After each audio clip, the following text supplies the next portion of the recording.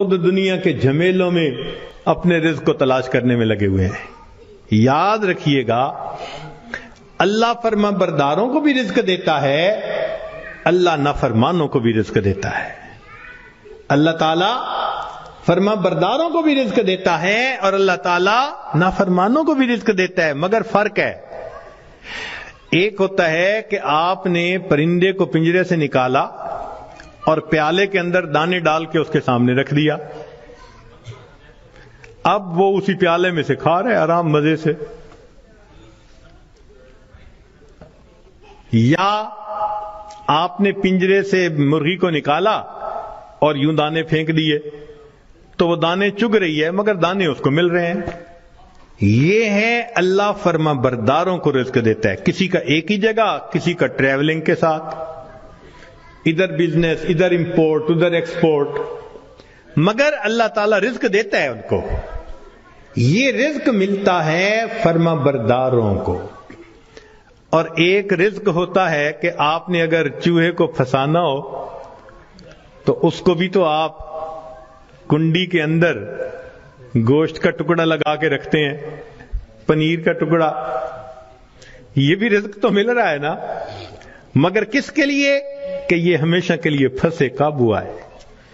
تو نافرمانوں کو بھی اللہ رزق دیتے ہیں مگر چوہے کی طرح کہ یہ پکڑا جائے گا، اس کی گت بنائیں گے۔ اب ہم سوچیں کہ ہم فرما برداروں کا رزق لیتے پھر رہے ہیں یا نافرمانوں کی طرح رزق کماتے پھر رہے ہیں۔ معاملہ تو ہمارے اوپر ہے۔ اللہ تعالیٰ فرماتے ہیں الیس اللہ بکاف عبدا، کیا اللہ اپنے بندے کے لیے کافی نہیں ہے؟ کتابوں میں لکھا ہے اے بندے، ایک تیری مرضی ہے، ایک میری مرضی ہے، اگر تو چاہے کہ تیری مرضی پوری ہو میں تجھے تھکا بھی دوں گا، تیری مرضی کو بھی پورا نہیں ہونے دوں گا، اور اگر تو چاہے کہ میری مرضی پوری ہو تو میرے بندے میں تیرے کاموں کو بھی سنوار دوں گا، تجھے رزق میں بھی وسعت عطا فرما دوں گا۔ تو اللہ کی مان کے ہم چلیں تو اللہ ہمارے سارے مسئلوں کو حل کر دیں گے، کیونکہ ہم پھر اللہ کی سرپرستی میں آ چکے ہوں گے۔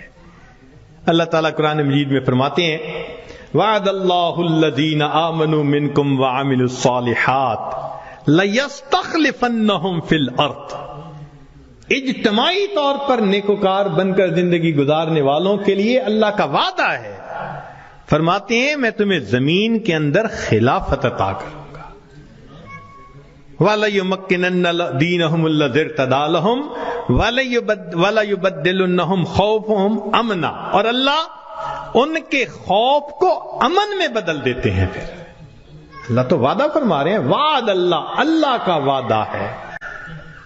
آج بندہ وعدہ کر دیتا ہے تو اتنا یقین، کیا اللہ کے وعدوں پہ ہم یقین نہیں کرتے؟ تو ہمارے زندگی کی کامیابی کا ایک ہی طریقہ ہے کہ ہم اللہ کے وعدے پر بھروسہ کر کے عہد کریں کہ اللہ آج کے بعد ہم نے نافرمانی نہیں کرنی۔ اب سوال پیدا ہوتا ہے کہ ہم صالحین میں شمار کیسے ہو سکتے ہیں؟ بہت آسان ہے، ذہن سے گناہ کے ارادے کو ختم کر دیجئے، ذہن سے گناہ کے ارادے کو ختم کر دیجئے۔ اللہ میں نے آپ کے کسی حکم کی نافرمانی نہیں کرنی، اور جو کر چکا میں توبہ کر رہا ہوں۔ تو پہلا قدم کہ آئندہ گناہ کی نیت کو ذہن سے نکال دینا، اور دوسرا کہ اگر پھر گناہ ہو جائے تو پھر توبہ کرنا۔ بس یہ دو کام کر لیجئے۔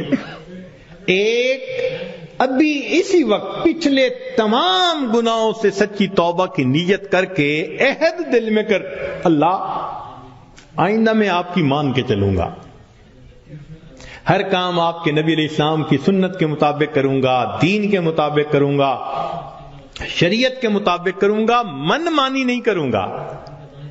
اور اگر بالفرض پھر گناہ ہو جائے تو پھر توبہ کرے۔ جو ایسا کرے گا وہ نیکوکاروں میں شمار ہوگا اور وہ اللہ کی سرپرستی میں آ جائے گا۔ اور جب تک ہم اللہ کی سرپرستی میں نہیں آئیں گے ہماری پریشانیاں ختم نہیں ہوں گی. ہم نے دنیا میں دیکھا ہے پرائی بکری کو کوئی گھاس نہیں ڈالتا. ہم نے کلمہ تو پڑھا نا تو لیبل تو لگ گیا نا کہ یہ مسلمان ہیں. اب اگر اللہ کے در سے بھی کچھ نہ ملے تو کسی اور در سے کیا ملے گا؟ بلکہ ہم نے تو دیکھا ہے کہ جس کتے کے گلے میں پٹے کا نشان ہو نا اس کو ہر کوئی دھتکار دیتا ہے، جائے اپنے مالک کے دروازے سے کھائے. بالکل ہمارا یہی حال ہے. جدھر رخ کرتے ہیں ہمیں دھتکارا جاتا ہے، جاؤ اپنے رب سے مانگو جا کے.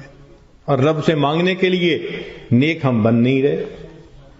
تو ہمارے پاس کوئی دوسری آپشن نہیں سوائے اس کے کہ زندگیوں کو بدلیں، نیکی پہ آئیں، اللہ تعالی ہمیں اپنی سرپرستی میں لے لیں، پھر اللہ تعالی ہمارے الٹے کاموں کو بھی سیدھا کر دیں گے، ہماری پریشانیوں کو اللہ ختم فرما دیں گے.